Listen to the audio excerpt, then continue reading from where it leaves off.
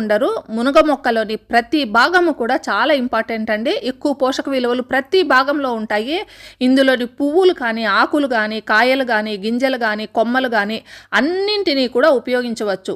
మునగ మొక్కను mother milk అని పిలుస్తారు. ఎందుకంటే పాలల్లో కంటే అధికంగా కాల్షియం, అంటే 15% అధికంగా ఇందులో కాల్షియం ఉంటుంది. ఇంకా ఇందులో అనేక రకమైన విటమిన్లు, ఎమినో యాసిడ్స్, యాంటీ ఆక్సిడెంట్స్, అనేక రకమైన ఖనిజాలు, ప్రోటీన్స్ ఉంటాయి. అందువల్లనే ఈ మొక్క బోలెడన్ని ప్రయోజనాలు ఉన్నాయండి.